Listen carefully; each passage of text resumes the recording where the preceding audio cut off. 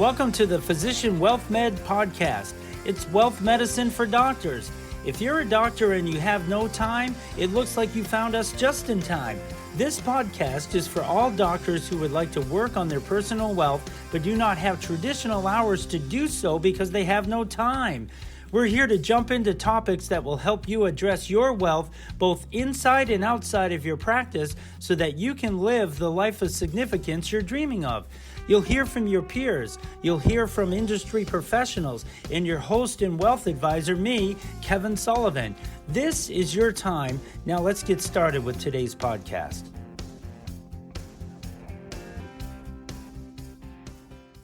Welcome to another edition of the Physician Wealth Med podcast. We are so excited here today to have Dr. Tom Davis with us, and we're going to talk to you about how you can protect your income. The whole mission of this podcast is to help you build wealth inside and outside of your practice so that you can live the life that you're looking to live and the significance that you would like to provide for your family and your practice. And we're so grateful to have Dr. Tom Davis with us here today.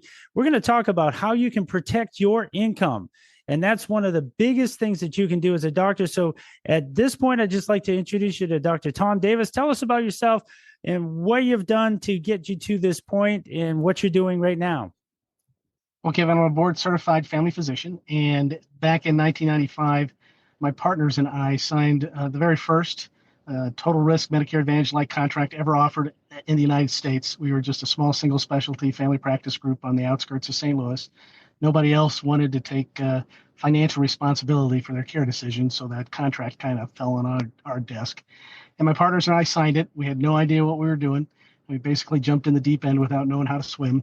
And about 18 years later, we sold the health system that we created for more money than a family physician should ever have. And since that time, I've been doing business consulting. I got into the telemedicine game long before COVID, and so I do consulting in that field too. And I do investing, and I take sweat equity positions in startups. And it's a rollicking good time. That's all I can tell you. Oh, that's excellent. No, thank you for this. And thank you for agreeing to take time out of your busy schedule to join us today for this podcast. Tell us about what disability income is all about and why physicians should pay extremely close attention to this.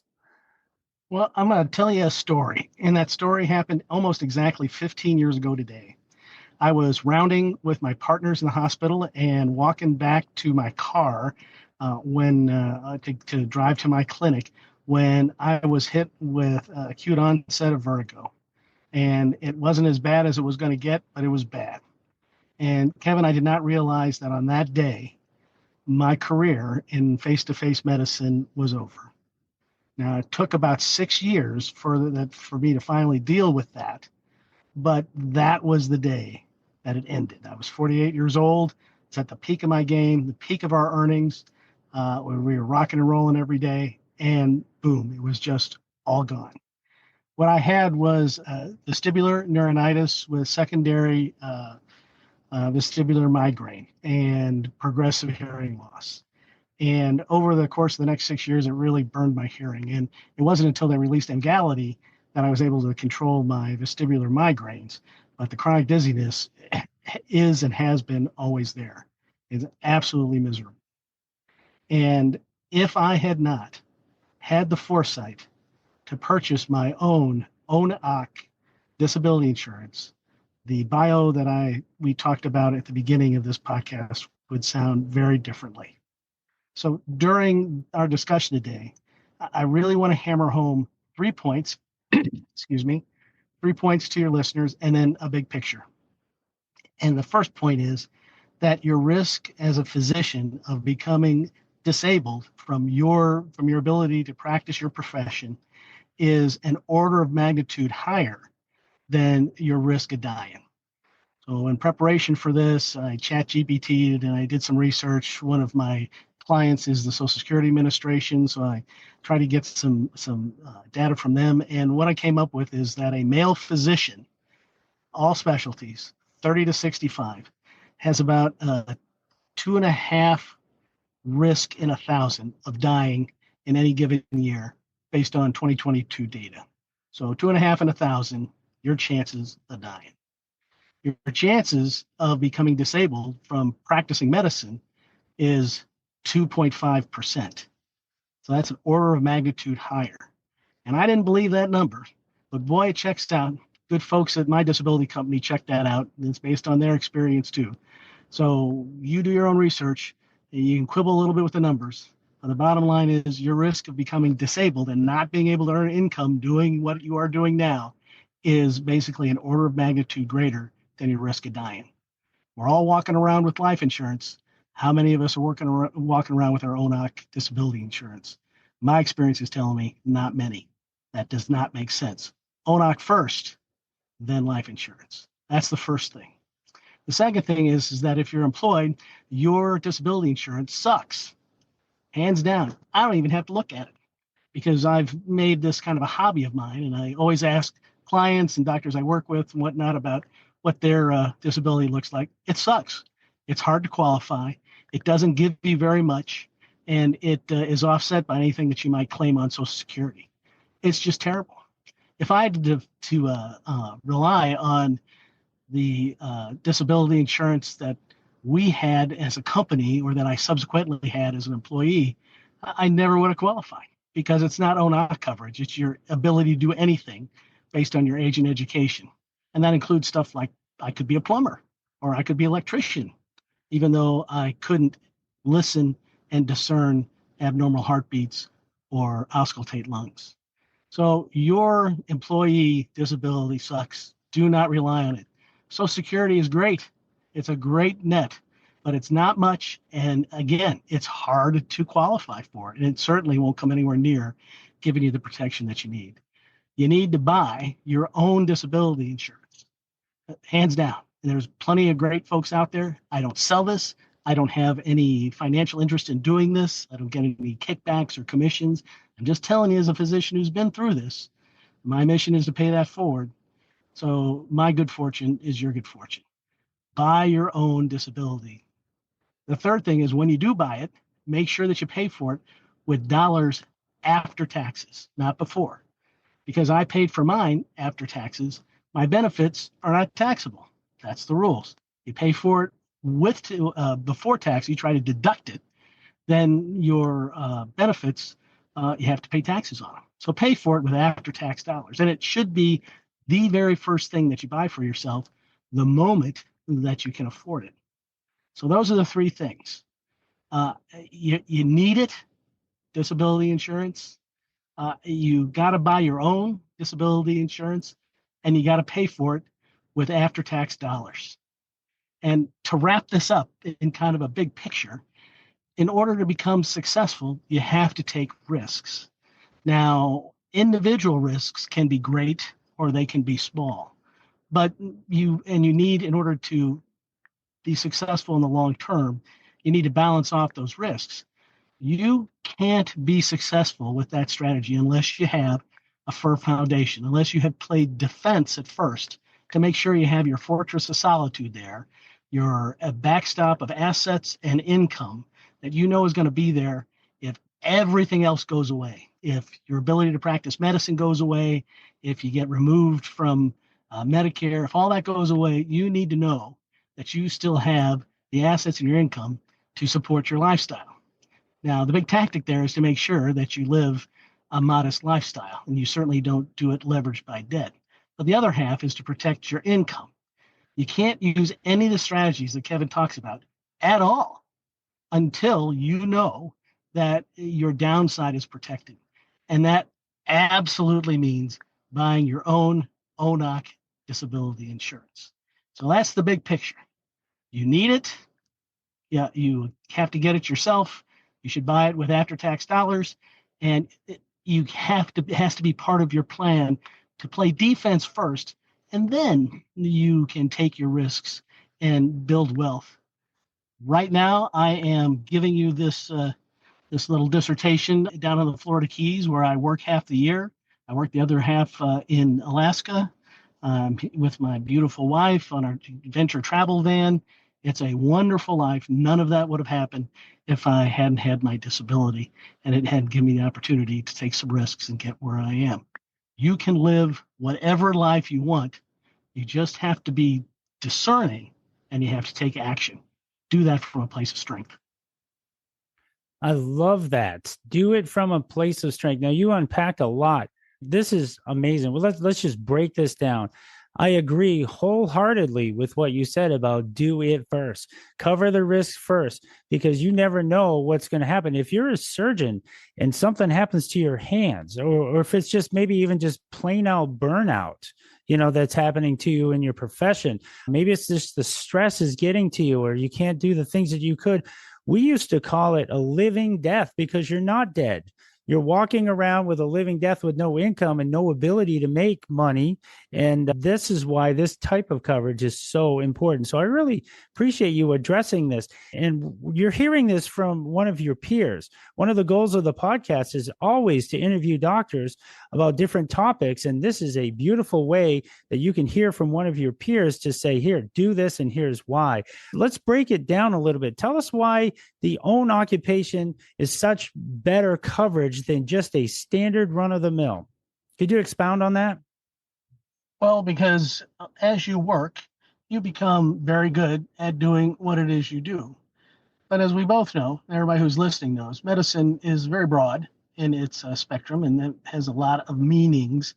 I could have done something else, but I would have earned a lot less revenue. I still would have been miserable because it didn't feel well. And I wouldn't be as good at it, and my training wouldn't have pointed me towards that. So the own protects you by ensuring the income stream that you're the best at. And when you buy it, nobody is going to insure you for 100% of your income stream. You don't need 100% of your income stream. Nobody's going to write that. My insurance was for 40% of my income stream. Remember, it was after taxes. So, it's basically worth 50% more than what it is, because I would have had to earn 50% more in order to get the same amount of money. It was fine. It was more than adequate, because your expenses for everything except healthcare go down once you're in a disability situation. So you're fine. So you don't need 100% protection, but you do need protection for what it is that you do best. So what do you think doctors should do right now as they start to think about this subject for their own selves and for their own practice, their own families? Maybe there's a doctor listening right now that's having this aha moment. What do you tell them at this point? Well, drive really, really carefully, very defensively, Yeah. until you get a hold of whatever agent that you're comfortable with, Right. and ask them about what they have on the hook for you for ONOC disability insurance. It'll vary based on your age and your carrier, and they change the rules all the time. I bought mine the moment I was out of residency, the moment I had money to do it. That was one of the very first things I spent it on. And consequently, I am probably going to quadruple my investment back on the premium dollars that I paid. But it was an expense, and it required some sacrifice. But boy, I'm glad I did it. Yes. Doing it proactively. I mean, the old saying, you can't put insurance on a burning building. You got to do it beforehand. And that's the pause for a lot of people. They think, okay, can it happen to me? Will it happen to me? But then what if it happens to you? And versus even if it happens to you, at least you've got some coverage and you've taken care of that situation. It's huge. One of the things you touched on is using after-tax dollars, which is super important when you start thinking about this, because it's like the opposite. If you use after-tax dollars, your benefits are tax-free. If you use pre-tax dollars, then it's going to be taxable on the other end. Give us a couple of stories maybe of someone that should have had this but didn't. Well, I had a number of peers, including a close partner, who had a similar condition to me and did not. He was in a different financial circumstance and did not have the disability insurance, and he had to work through it. And it was miserable for him, Yeah. watching what he had to do as he felt bad. And as you know, we physicians, most of us will drop dead before we tell you that we're ready to stop working. So he just put his head down. But in retrospect, it cost him part of his life, and it's miserable. You should absolutely have it. And when COVID hit, the tide went out, and you could really tell who wasn't wearing any swimming suits. I was one of very few of my partners that had ONOC coverage, And I was fortunate to have evicted myself from the healthcare biz 2 years before COVID hit, but I was still in contact with my former partners, and a number of them were sick over the long term, and they had no disability coverage at all, simply because their employee disability uh, wasn't prepared to cover anything along with COVID. And as you know, if an insurance company can weasel out of anything, they will. And I know because I used to own an insurance company. So you have to make sure that you know what you're insuring. And then once you do, you pay for what it costs, Kevin. It's tempted to use pre-tax dollars to do that, but the discount's not really that much when you think about the benefits going to be if you have to claim. And you buy insurance like you're going to die tomorrow, and you save like you're going to live forever. And that goes to disability insurance too. And if you don't have your own occupation, which can be very hard to find sometimes, depending on the profession that you're in, but when you have the own occupation, that really laser beams the focus on that type of disability coverage. Because if you just have the standard definition, like you said, as long as you can be gainfully employed doing anything else, it will not pay out. So it's very important to have that own occupation coverage. Let's talk about partners. You had talked about staying in touch with some of your partners, but what about partnerships for a disability income buyout? So now maybe you're in a 2-3-way partnership with your practice, and one of your partners has this event happen, and now it's dragging down the practice. What do you do then? Well, if you have a practice, you absolutely, and you're in that situation, you absolutely have to have key man insurance, or you have to have it structured so that an event like that doesn't damage the practice's ability to continue going forward. In between the onset of my dizziness and the time that I had to withdraw from practice, we had a sales event. So we sold our health system. It wasn't because of my disability, trust me, but so that saved a triggering of a key man insurance claim for our practice. And our occupation, our operational documents balanced some short-term expense versus long-term expense when somebody had to withdraw. But if you're in a partnership, you absolutely have to have some sort of key man protection. Otherwise, somebody could head south and then make a claim on their partnership, either to buy out or whatnot. They need that money right away. If it's structured so that you have to pony up the dough, you're going to go to a bank and you're going to get extremely unfavorable terms. The bank people are many things. Compassionate is not one of them. And so you have to either structure your operating agreement and or fill in the gaps with some key man insurance. And that, if you're in a partnership and it doesn't have that, you have to address that right now. All it takes is one uninsured motorist crossing the yellow line, and your world will change forever. Absolutely. And it's something that you should literally almost stop what you're doing and get it done. But we were just watching, just on a side note, one of those Hell's Kitchen shows. We have that chef come in and he closes. You've all seen them, right? They come in and they close down a restaurant for a little bit to do a remake over. And it's like, it was that important. Shut the door. Maybe it's not that important for you as a doctor. Maybe you can't do that, obviously. But it's one of those things that's got such extreme importance that you should probably consider this, have a meeting as soon as possible to discuss this type of thing for your company, for your own selves, for your own family. Because if something happens, you know that at least you were in the driver's seat. You're not coming at it from a point of weakness, like you were saying, point of strength, which is very important. What else would you have to add to this? Well, when you call your insurance agent and you're looking for this, if you can't get ONOC, just ask them for the tightest possible coverage. And you really want to do it within your financial means, but it's an issue of importance. And if that means you have to cut back on your life insurance coverage, well, there's a decision there to be made. Again, you're an order of magnitude more likely to be disabled than die. So keep that in mind as you balance the risks that you're trying to protect yourself against. At the same time, make sure that the level of coverage that you have is adequate for your needs. Most of them will do 40% of an average of your last few years of income. That may have changed in the past few years since COVID. I haven't checked it, but that was what it was before COVID. Just make sure that you are buying the coverage that you need. Again, you want to buy this like you're going to get disabled the next day. My other recommendation for this is to have a comprehensive examination, even if they don't require it for underwriting. You get one yourself, and that includes a vision and a hearing test for you to compare any changes against. One of the things that saved me is that I went in and got a hearing test because I had an external ear problem, and my colleague, who also happened to it was an ENT, also said, "Well, we have to do this. It's standard." And so, okay, so I did it, and it was the best money I ever spent because about 5 years later, they did a comparison test, and kaboom, the change was really profound and absolutely replicable. So there was no question of me malingering or having any kind of subtle change or a pre-existing change that they could weasel their way out of. I had sufficient hearing loss to qualify for O-NOC coverage, and they gave it to me, no questions asked. So if you're looking to do this, I would do the same. I would get a comprehensive physical, including sensory, hearing, insight, just to make sure it's there on the record. So if there is an acute change for whatever reason, you have a comparative, it'll save you a lot of trouble. Absolutely. Setting a baseline. That is so important.